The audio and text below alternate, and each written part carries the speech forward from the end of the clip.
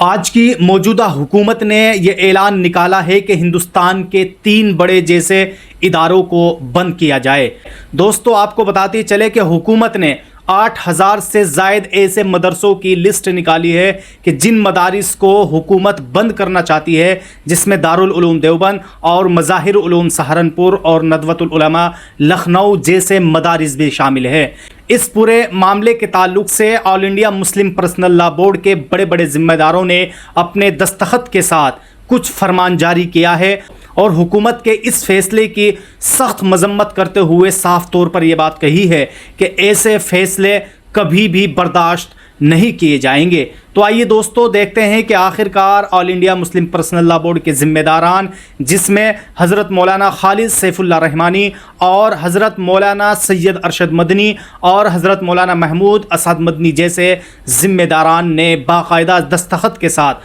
حکومت کو چیلنج کیا ہے کہ ہم ایسے فیصلے برداشت نہیں کریں گے۔ ہم خادمین ملت ریاست اتر پردیش، مدھیہ پردیش اور دیگر ریاستوں میں مختلف حیلوں اور بہانوں سے دینی مدارس کی حیثیت و شناخت کو ختم کرنے، انہیں بند کرنے اور نقصان پہنچانے کی کوششوں کی سخت الفاظ میں مذمت کرتے ہیں۔ ہم یہ واضح کر دینا چاہتے ہیں کہ national commission for protection of child rights کی طرف سے دینی مدارس کے تعلق سے ریاستی حکومتوں کو دی جانے والی ہدایت سراسر غلط اور غیر قانونی ہے۔ اتر پردیش کے چیف سیکریٹری کی طرف سے مدارس کے طلباء کو سرکاری اسکولوں میں منتقل کر دینا اور 8459 غیر منظور شدہ مدارس کی فہرست کو شائع کر دینا، جس میں دارالعلوم دیوبند اور دارالعلوم ندوۃ العلماء مظاہر علوم سہارنپور جیسے بڑے قدیم مدارس بھی شامل ہے۔ دوستو آپ اس اعلان کو کچھ اس طرح سمجھیے کہ حکومت نے 8449 ایسے مدارس کو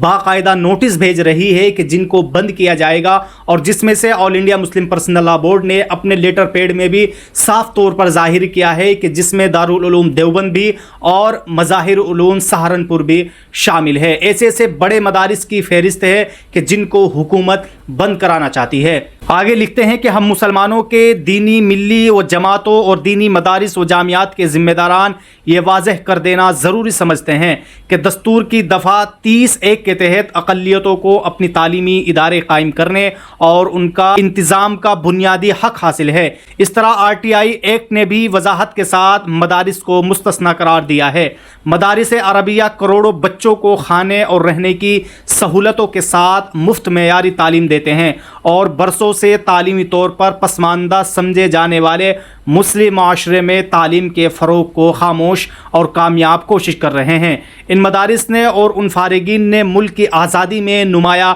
کردار ادا کیا ہے اور آزادی کے بعد ملک کی تعمیر و ترقی میں اہم رول ادا کیا ہے۔ اب آگے آل انڈیا مسلم پرسنل لا بورڈ کے یہ بڑے ذمہ دار صاف طور پر یہ بات کہہ رہے ہیں کہ ہم مطالبہ کرتے ہیں کہ ریاستی انتظامیہ نے اپنی ان غیر قانونی، غیر اخلاقی، ظالمانہ کوششوں سے باز آ جائیں اور بچوں کے مستقبل سے کھلواڑ نہ کریں۔ ریاستی حکومتوں کی اس اقلیت دشمن پالیسی کو تبدیل کرانے کے لیے تمام ممکنہ قانونی اور جمہوری راستے اختیار کیے جائیں گے۔ اسکرین پر دیکھ سکتے ہیں کہ اس میں صاف طور پر حضرت مولانا خالد سیف اللہ رحمانی اور حضرت مولانا سید ارشد مدنی اور حضرت مولانا محمود اسد مدنی کے دستخط موجود ہیں۔ دوستو اس وقت یہ مسلمانوں کے لیے بہت بڑی دکھ بھری خبر ہے کہ ان مدارس کو بھی ٹارگیٹ بنایا جا رہا ہے جو مدارس مسلمانوں کے لیے سب سے زیادہ اہم اور ضروری سمجھے جاتے ہیں۔ دارالعلوم دیوبند جیسے مدرسے کو بھی بند کرنے کا